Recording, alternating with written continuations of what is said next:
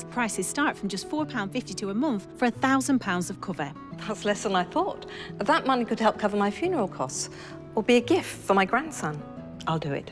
As the UK's #1 rated provider of over 50s life insurance, we're proud to protect thousands of families across the UK. We're rated excellent by Trustpilot and also rated platinum by FIFO. Plus, when you sign up, you'll receive a £135 gift card and free 24/7 GP advice and health services. Be proud to protect your loved ones with British Seniors. To get a free life insurance quote today, call our UK team on 0800 977 6391 or visit britishseniors.co.uk. I've been thinking, I want to plan my funeral so it feels more like a celebration. My parents always said I was born dancing. I just love it. Bhangra, disco, even line dancing. So when my time comes, I want to have music, dancing, the lot. With over 150 years experience, you can count on Co-op Funeral Care to help you pre-plan the funeral you want. To find out more, visit Co-op Funeral Care or give us a call. OK, we know this isn't your granddaughter. If this were your granddaughter, she'd want you to know that she's upset because you didn't hear her joke. It wasn't a particularly good joke, but still.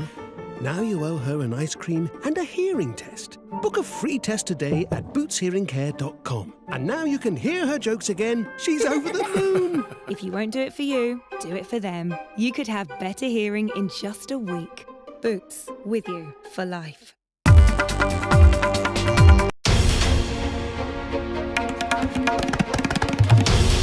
This is NDTV, and you're watching NDTV 24/7.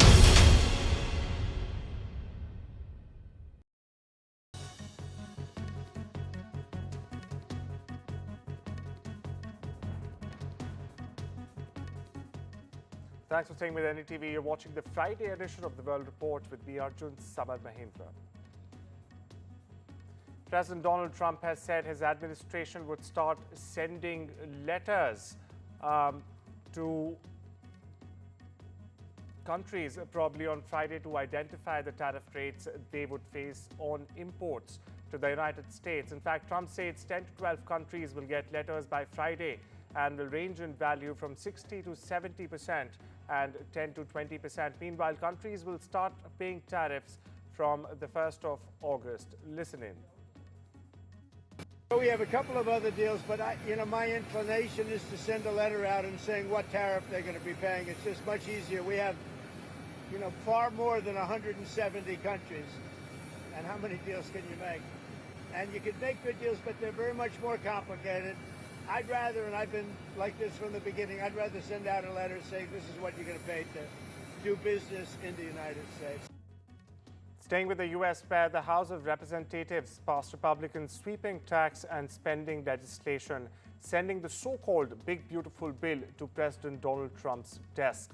Now, the measure's passage following an all-night legislative session during which Republicans, in fact, quashed internal opposition, comes just before Trump's deadline of July 4 and also reflects his sustained sway, in fact, over the party. Here's Trump for you. We're sort of celebrating like the biggest bill of its kind ever signed, and it's going to make this country into a rocket ship. It's going to be really great. Mr. President, he met with a lot of House Republicans yesterday. Slight confidence, yes. I think when you go over the bill, it was very easy to get him to a yes. We went over that bill, and point after point, biggest tax cut in history, great for security, great on the southern border. Immigration is covered. We covered just about everything. Again, it's the biggest bill ever signed of its kind. Trade talks between India and the United States are heating up in Washington, with both sides, in fact, pushing towards a potential interim agreement likely to be unveiled in a day or two. Now, this agreement follows months of negotiations catalyzed by U.S. President Donald Trump's historic tariff announcement on the 2nd of April. Now, since then, both sides have reached the necessary compromises. My colleague Natasha gets you this report. Well, there was so much attention, as you covered earlier in the program, on the big, beautiful bill in US Congress, and that's going to be signed July 4th. I'm not sure that will be accompanied by the Indo-US trade deal as well. But yes, there's a good chance that the deal will be ironed out before that July 9th deadline. So somewhere between July 4th and July 9th is my guess. But there is increasingly a lot of positive noises that we're hearing from both the American side and the Indian side, but with necessary compromises, as you mentioned earlier. While India is seeking greater market access to its labor-intensive goods, the US wants more duty concessions on its agricultural products and its dairy products. And time again, we hear that's where the challenges have stayed, because India is very wary about allowing these big American farming companies to come in to compete with farmers in India who traditionally have small holdings and a lesser number of cattle. They won't be able to compete, and the Indian government is trying to protect them. In fact, historically, dairy and agriculture is kept out of trade deals even with other countries like Australia and the UK. So that's been the sticking point, but apparently there have been some progress on that front, and there's a chance that India might allow apples and nuts in, but still draw those red lines on products like wheat. The PM addressed the Indian community in Port of Spain, where he in fact spoke about their ancestral links to India, praised their cultural contributions, and also said it was an honor in fact to bring with him a replica of the Ram Mandir and holy water from the river Sarayu in Ayodhya. He recalled the community's earlier gesture of sending shilas and sacred water for the temple's construction. Listen into what PM Modi says, followed by a very special report by my colleague Urvashi. They left their soil, but not their soul. They were not just migrants. They were messengers of a timeless civilization. Their contributions have benefited this country culturally, economically, and spiritually. Well, Namaste, New Delhi TV. I'm Urvashi Tiwari Rupnarayan, and I'm coming to you from the National Cycling Center in Couva, Trinidad and Tobago. Of course, your Prime Minister Narendra Modi would have left Ghana on an official visit. He came to Trinidad and Tobago also on an official visit, and when he departs here, he'll be heading to Buenos Aires. Now, his visit here is very significant. You may ask yourselves why.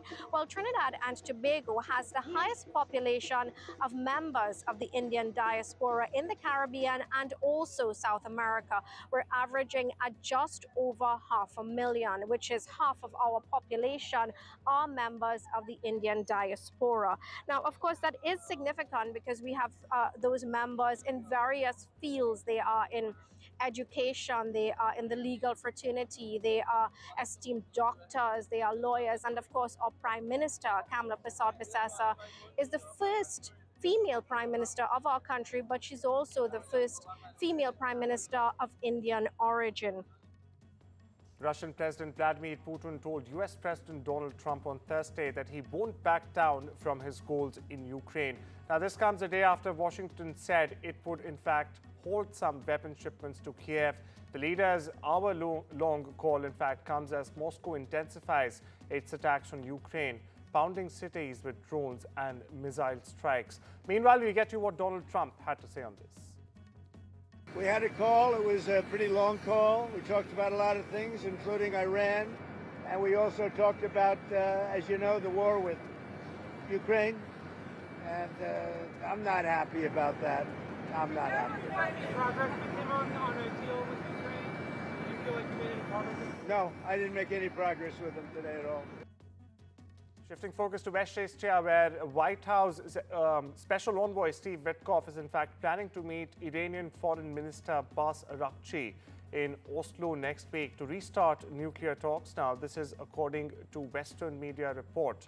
Now, why is this significant? It's significant because a final date has not been sent and neither country has publicly confirmed the meeting. However, if it happens, it would mark the first direct talks since President Trump ordered an unprecedented military strike on 3 of Iran's nuclear facilities only last month. Over in Washington, the United States has imposed sanctions against a business network that smuggles Iranian oil disguised as Iraqi oil, as well as sanctions targeting a Hezbollah-controlled financial institution. Now, the State Treasury Department has, in fact, made this announcement. The network of companies run by Iraqi businessman Salim Ahmed Said has been buying and shipping billions of dollars worth of Iranian oil disguised or blended with, in this case, as Iraqi oil since at least 2020, the statement read. We got breaking news coming in. A statement from the army on Operation Sindoor, in fact, where it has said there was a China-Pak nexus during Operation Sindoor, and China, in fact, provided all possible support to Pakistan. It's a big statement coming in, but that's not only what it says. It further says, and I'm quoting here, Pakistan's like a live laboratory for China. That's correct. The statement says that Beijing has, in fact, been using Islamabad as a live laboratory. In fact, it goes on to further say that 81% of the military hardware that Pakistan is using is Chinese. We, of course, saw that from the failed air defense systems that were targeted by India. And, you know, the jets also, we saw fragments of unburst missiles fallen on this side of the territory. That's a big breaking news and a big statement, in fact, coming in from India. Moving on. Foreign Affairs Advisor to Bangladesh's interim government, Mohammad Tawheed Hussain, on Thursday indicated that the country's interim government is actively pursuing the extradition of former PM Sheikh Hasina from India, a year after her ousting from the country. Now, as this happens, meanwhile, Bangladesh parties are discussing a caretaker election government. My colleague Saurabh gets you the insider details on this. Bangladesh is discussing major reforms and constitutional reforms as it prepares for elections, and currently there's an interim government in place. But during elections, Bangladesh has always had the practice of having a caretaker government, something that was abolished a few years ago, and that verdict was, of course, upheld by several court orders, but that has also been challenged. Now, what's the difference between this interim government and a caretaker government? Well, for starters, this caretaker government is usually installed only for elections, and whether the interim government under Muhammad Yunus will continue for these elections or whether there will be a caretaker government led by a non-partisan chief advisor is something that is still up for discussion. As of now, it seems Muhammad Yunus will see Bangladesh through these elections, and then, of course, major reforms, etc., can all take place simultaneously. But there is discussion, especially on the National Consensus Commission, about whether the caretaker government practice should be brought back and whether a non-partisan caretaker government should be installed that is acceptable to all parties. There were provisions for that. Should they go back to these old provisions? This is something that's being discussed, and that's why there is a certain element of doubt of whether the elections will be held under Muhammad Yunus's interim government or whether there will be a caretaker government. That was usually the practice before it was abolished in Bangladesh. An Indian origin man has been arrested for allegedly attacking his co-passenger during a flight from Philadelphia to Miami. Now, a video that has gone viral, which is also on your screens right now, in fact shows Ishan Sharma, a 21-year-old resident of Newark, and Keanu Evans involved in a fight on a Frontier Airlines flight on the 30th of June. Now, New Jersey resident Ishan Sharma received a black eye and a court date after he got involved in an unprovoked mid-flight attack on a fellow passenger, but it ending up backfiring. Now, the clip shows Sharma and Evans, as you see right there, trying to grab each other's necks, with fellow passengers asking them to stop.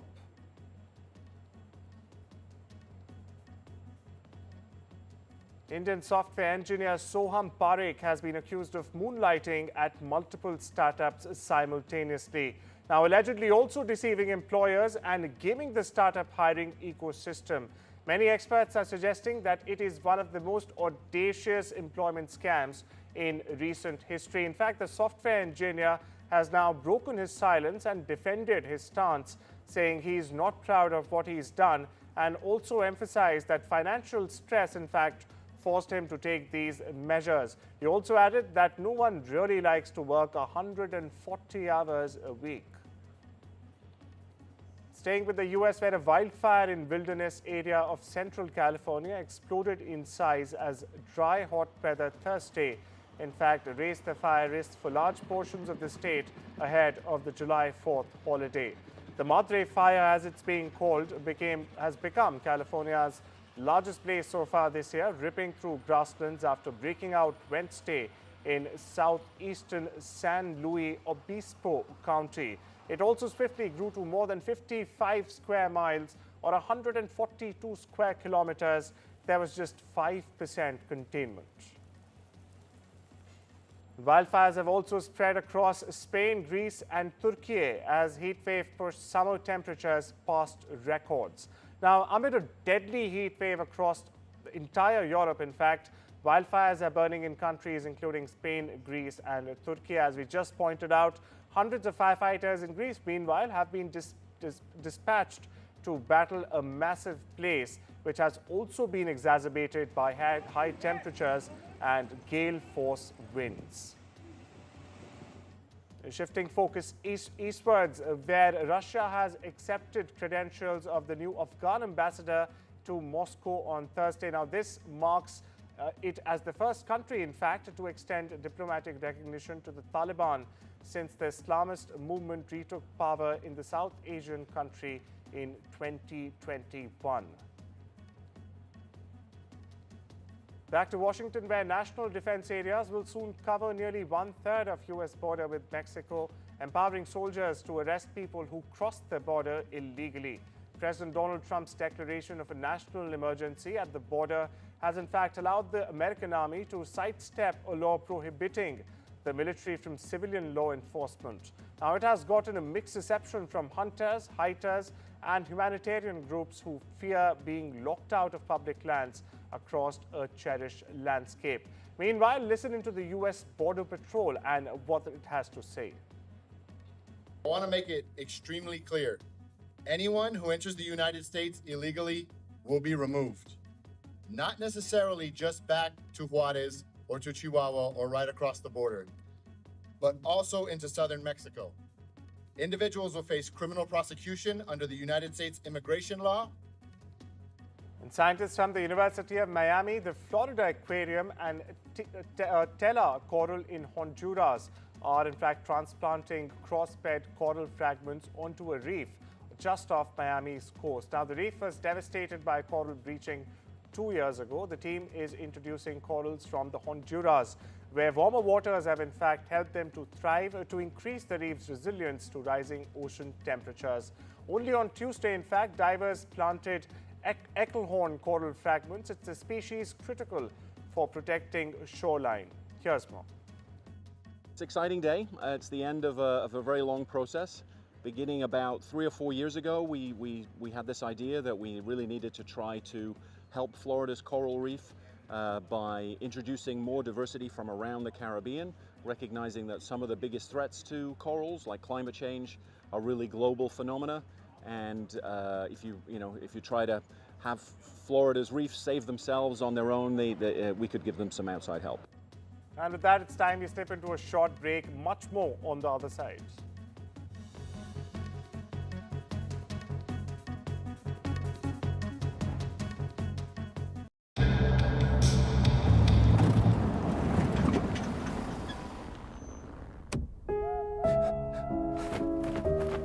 We should have left centuries ago. It's okay. I'm with the AA. Because the AA has more expert patrols in more places than anyone else, you'll be back on the road in no time. That's why millions of drivers choose the AA. Join today. How long's it been then? We met about 8 years back. What? Yeah, serious relationship. He has this way of looking into my eyes. Knows how to treat me. Gentle, considerate. Did I tell you he owns his own business? I think he's going to pop the question. Better or worse? Better. Our opticians and audiologists own their stores, so your care is their business, which can make them rather popular. Apparently, he's seeing half the town. Book an appointment today. Dealing with my lot means making smart choices. And with our family growing, I want to protect the life we've built. That's why I'm calling Smart Insurance. Hi, I'd like a quick quote, please. OK, you can choose a benefit amount up to £750,000, depending on your age. Brilliant. If you're a UK resident aged 18 to 64, you can apply with just a few health and lifestyle questions. For £250,000 of cover, the price starts at just £14.77 a month. That's less than I thought, and could help my husband pay off the mortgage. With our Smart Family Guarantee, you'll have peace of mind. I'll go ahead. You'll also receive a 100% advance in the event of terminal illness and 10% cashback on your first year's premiums. That's the Smart Cashback. Plus, you get your choice of a £125 gift card. Protect the life you've built the smart way. To get a free life insurance quote today, call our specialist UK team on 0800 977 5753 or visit smartinsurance.co.uk.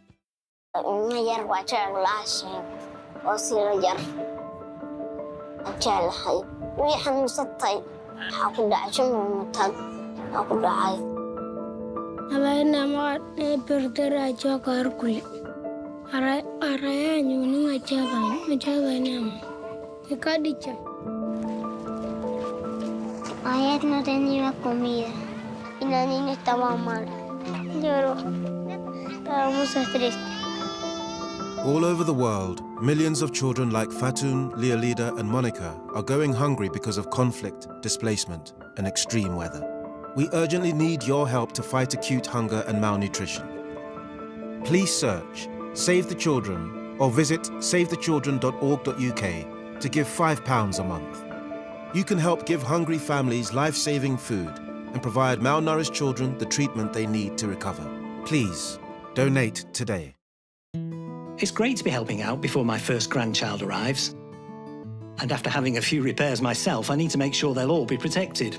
Which reminds me. Welcome to British Seniors, the UK's #1 rated provider of over 50s life insurance. Hi, I'd like a quick quote. No problem. We're proud to offer our seniors lifetime guarantee. With 100% of claims having been paid, we guarantee your premiums will never go up and that you'll speak to one of our specialists in the UK.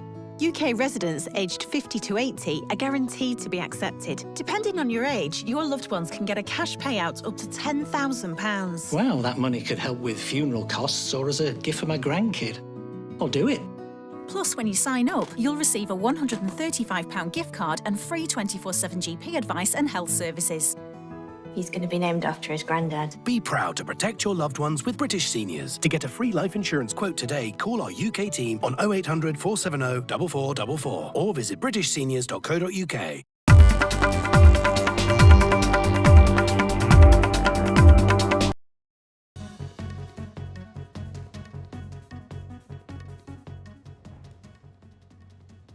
Welcome back. You're watching The World Report on NDTV, and now shifting focus to the world of business, where NVIDIA hit a market value of almost $3.92 trillion on Thursday, briefly putting it on track to become, in fact, the most valuable company in history as Wall Street doubled down on optimism about AI.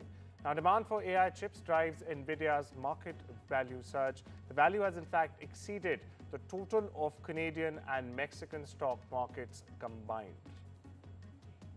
News from the land down under, where Prime Minister Anthony Albanese has said that Australia will likely still be subject to the 10% tariff rate on all exports to Washington, but the government will continue to try and negotiate for an exemption from Trump.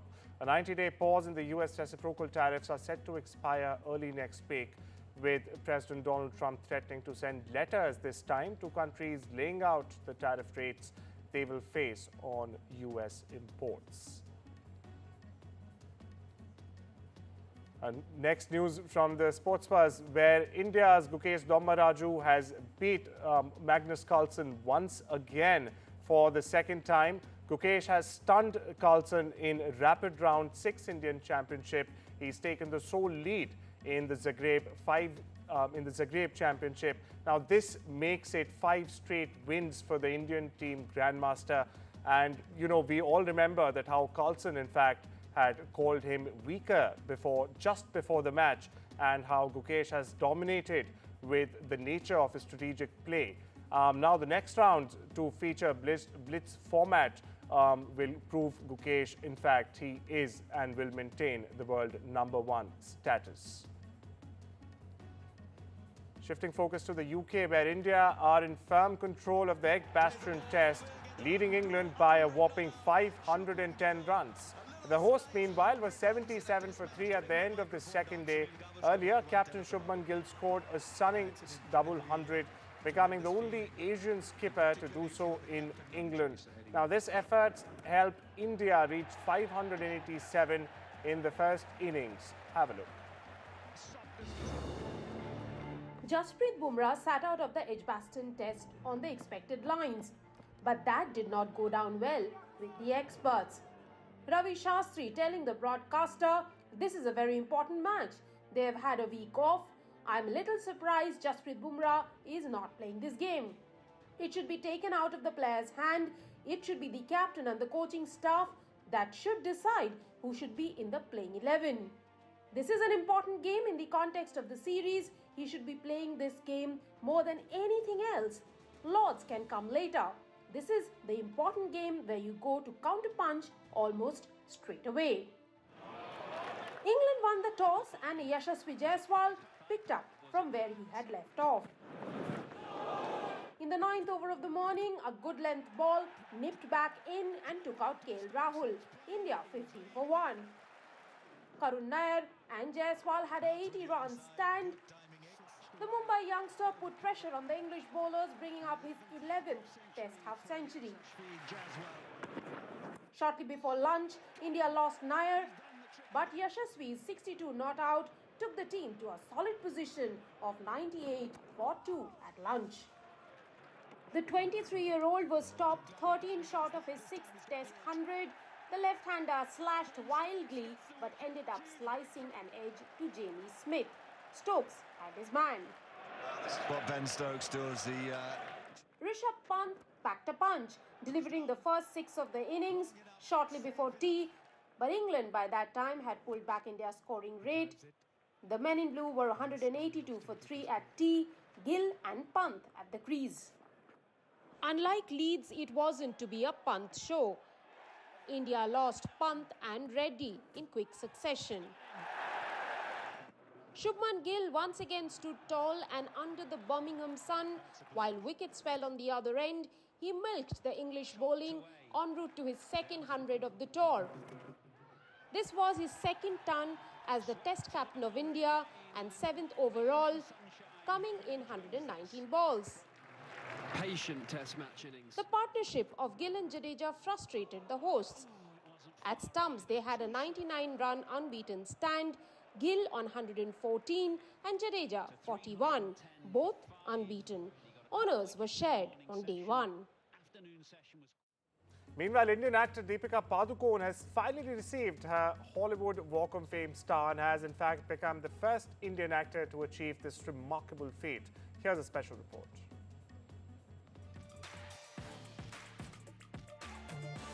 There is no stopping this woman. Deepika Padukone is now the first Indian artist to receive a star on the Hollywood Walk of Fame. The famous sidewalk in Hollywood Boulevard, which is decorated by hundreds of terrazzo and brass stars, honoring outstanding achievers in the entertainment industry. Deepika Padukone now joins the ranks of Paula Abdul, Amy Adams, Lisa Kudrow, Muhammad Ali, James Cameron, Lily Tomlin to RuPaul, and cements her contribution to the film industry. Of course, we are thrilled for her, but technically she's not the first Indian actor. Sabu Dastagir, Mysore-born, son of an elephant Mahout, was the first actor of Indian nationality to be inducted in the Walk of Fame. He starred in movies like Elephant Boy, Arabian Nights, The Thief of Baghdad, and many more.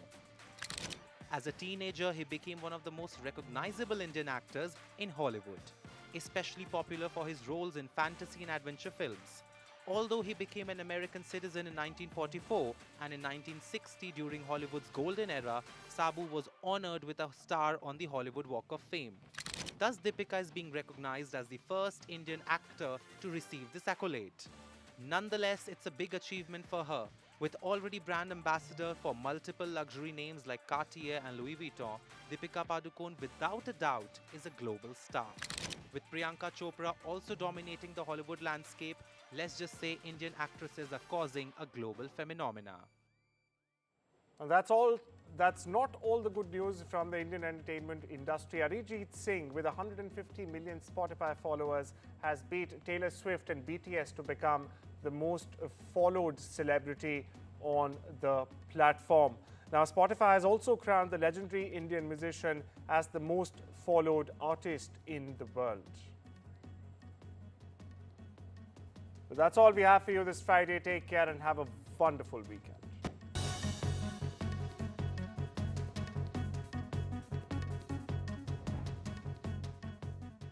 How long's it been then? We met about 8 years back. What? Yeah, serious relationship.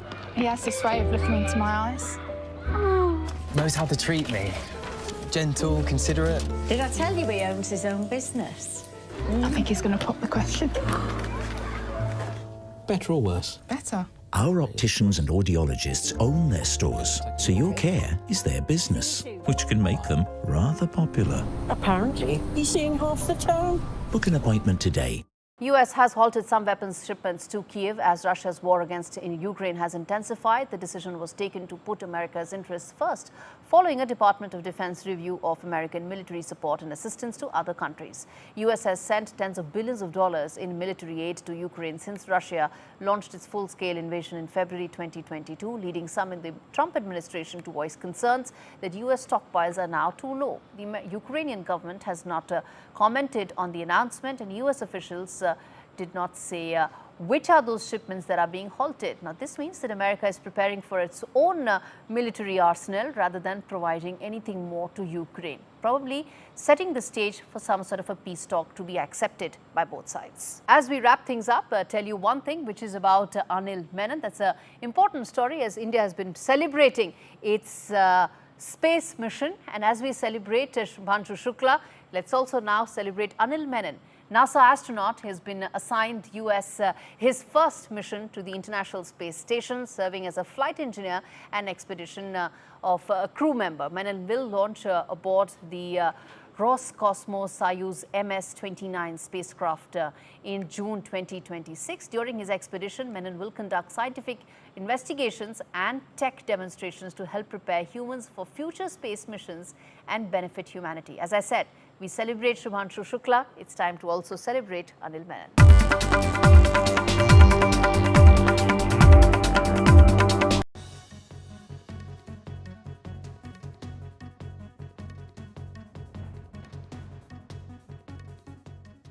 Thanks for staying with NDTV. You're watching the Friday edition of the World Report with me, Arjun, Samar, Mahendran. President Donald Trump has said his administration would start sending letters to countries probably on Friday to identify the tariff rates they would face on imports to the United States. In fact, Trump says 10 to 12 countries will get letters by Friday and will range in value from 60 to 70% and 10 to 20%. Meanwhile, countries will start paying tariffs from the 1st of August. Listen in. We have a couple of other deals, but my inclination is to send a letter out and saying what tariff they're going to be paying. It's just much easier. We have, far more than 170 countries. And how many deals can you make? And you can make good deals, but they're very much more complicated. I'd rather, and I've been like this from the beginning, I'd rather send out a letter saying this is what you're going to pay to do business in the United States. Staying with the U.S. pair, the House of Representatives passed Republican sweeping tax and spending legislation, sending the so-called Big Beautiful Bill to President Donald Trump's desk. Now, the measure's passage following an all-night legislative session during which Republicans, in fact, quashed internal opposition comes just before